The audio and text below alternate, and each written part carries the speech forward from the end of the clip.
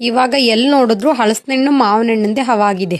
Hi, welcome back to my one more mini vlog. ಇದು ಶುಕ್ರವಾರದ vlog ಆಗಿರುತ್ತೆ. ಮತ್ತು ಈ ವ್ಲಾಗ್ನ ನಾನು 11:30 ಮೇಲೆ ಸ್ಟಾರ್ಟ್ ಮಾಡ್ಕೊಂಡಿದ್ದೀನಿ. ನಾ ಬೆಳಗ್ಗೆ ಅಂತೂ ಅಡುಗೆ ಕೆಲಸ ಇರುತ್ತೆ, ಹೊಲ್ದಲ್ಲಿ ಕೆಲಸ ಮಾಡೋದ್ರಿಂದ. ಸೊ ಅವರಿಗೆಲ್ಲ ಅಡುಗೆ ಮಾಡಿ ಹೊಲ್ದ ಹತ್ರ ಕೊಟ್ಟಾದ್ಮೇಲೆ ನಾನು ಡೇನ ಸ್ಟಾರ್ಟ್ ಮಾಡಿಕೊಂಡೆ. ಹಾಗೇನೆ ಸ್ವಲ್ಪ ಐಟಮ್ಸ್ ಎಲ್ಲ ಬಾಕ್ಸಲ್ಲಿ ಖಾಲಿಯಾಗಿತ್ತು ಅಂತೇಳಿ ಅದನ್ನೆಲ್ಲನೂ ಕೂಡ ತುಂಬಿಸಿಟ್ಟು ಇನ್ನು ಫಸ್ಟು ಅಡುಗೆ ಮನೇನ ಫಸ್ಟ್ ಕ್ಲೀನ್ ಮಾಡೋಣ ಅಂತೇಳಿ ಅದನ್ನು ಕ್ಲೀನ್ ಮಾಡಿ, ಇನ್ನು ಸ್ವಲ್ಪ ಪಾತ್ರೆ ಎಲ್ಲ ಇತ್ತು ಅದೆಲ್ಲನೂ ಕೂಡ ಹೊರಗ್ಬಿಟ್ಟು ಹಾಕಿ ಆಮೇಲೆ ತೊಳ್ಕೊಳ್ಳೋಣ ಅಂತೇಳಿ ಅದಾದಮೇಲೆ ಹಾಲಿಗೆ ಬಂದು ಇಲ್ಲೆಲ್ಲನೂ ಕೂಡ ಮಡಚಿಟ್ಟು ಸ್ವಲ್ಪ ಧೂಳೆಲ್ಲ ಇತ್ತು ಅದನ್ನು ಸಾವ್ರಿಕೊಂಡು ಕಸ ಗುಡಿಸಿ ನೆಲ ಎಲ್ಲನೂ ಕೂಡ ಒರೆಸ್ಕೊಂಡೆ. ಇದನ್ನೆಲ್ಲ ಮಾಡಿ ಮುಗಿಸೋ ಅಷ್ಟರೊಳಗೆ ಟೈಮ್ ಅಂತೂ 12:30 1 ಗಂಟೆ ಆಗೋಯಿತು. ಇನ್ನು ಅಷ್ಟರೊಳಗೆ ಅಪ್ಪಾಜಿ ಬಂದರು ಹೊಲ್ದ ಹತ್ರ ಟೀ ಮತ್ತು ಊಟ ತೊಗೊಂಡೋಗೋಕ್ಕೆ.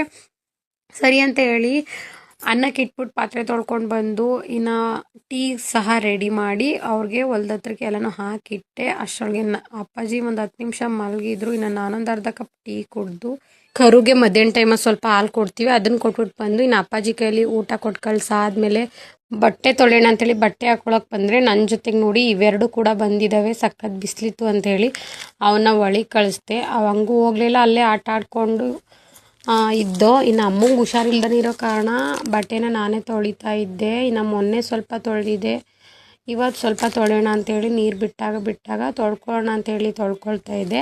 ಅಷ್ಟರೊಳಗೆ ನನ್ನ ತಂಗಿ ಐಸ್ ಕ್ರೀಮ್ ತೊಗೊಬಂದ್ಲು. ಸೊ ಅವ್ರ ಜೊತೆ ಐಸ್ ಕ್ರೀಮ್ ತಿಂದ್ಬಿಟ್ಟು ಮತ್ತೆ ಬಟ್ಟೆ ತೊಳೆಯೋಕ್ಕೆ ಸ್ಟಾರ್ಟ್ ಮಾಡಿಕೊಂಡೆ. ಆದರೆ ಮಳೆಗೆ ಏನು ಇದು ಅಂತ ಗೊತ್ತಿಲ್ಲ, ನಾನು ಬಟ್ಟೆ ತೊಳೆಯೋ ದಿನವೇ ಮಳೆ ಬರುತ್ತೆ. ಸೊ ಸ್ವಲ್ಪ ಒಣ ಹಾಕ್ಬಿಟ್ಟು ಬಂದಿದ್ದೆ. ಇನ್ನು ಮತ್ತೆ ಮಳೆ ಬಂತು ಅಂತ ಹೇಳಿ ಒಂದ್ರ ಮೇಲೆ ಒಂದು ಎಲ್ಲನೂ ಕೂಡ ಒಂದೇ ಕಡೆ ಒಣಗಾಕ್ಬಿಟ್ಟು ಬಂದು ಇನ್ನು ದನ ಕರು ಹತ್ತ ಬಂದರೆ ಅವೆಲ್ಲ ಈ ಥರ ಮಾಡ್ಕೊಂಡಿದ್ದೋ. ಇಲ್ಲಿ ಮತ್ತೆ ತೊಪ್ಪೆ ಎಲ್ಲ ಬಾಚಾಕಿ ಕಸ ಗುಡಿಸಿ ಇದೆಲ್ಲ ಮುಗಿಸೋ ಅಷ್ಟರೊಳಗೆ ಟೈಮ್ ಆಗಿತ್ತು ಅಂತ ಹೇಳಿ ಹಾಲು ಕರೆದು ಡೈರಿ ಕೊಟ್ಟು ಕಳಿಸಿ ಇನ್ನು ಸ್ನಾನ ಮಾಡ್ಕೊಂಡು ಬಂದು ಪೂಜೆನ ಮಾಡಿ ಅಷ್ಟರೊಳಗೆ ಅಪ್ಪಾಜಿ ನನಗೆ ಅಂತೇಳಿ ತಾಯ್ತ ಕಟ್ಸ್ಕೊಬಂದಿರು. ಅದನ್ನು ಕಟ್ಕೊಂಡು ಹಳಸಿನಣ್ಣು ತಿಂದು ಈ ದಿನನ ಎಂಡ್ ಮಾಡಿ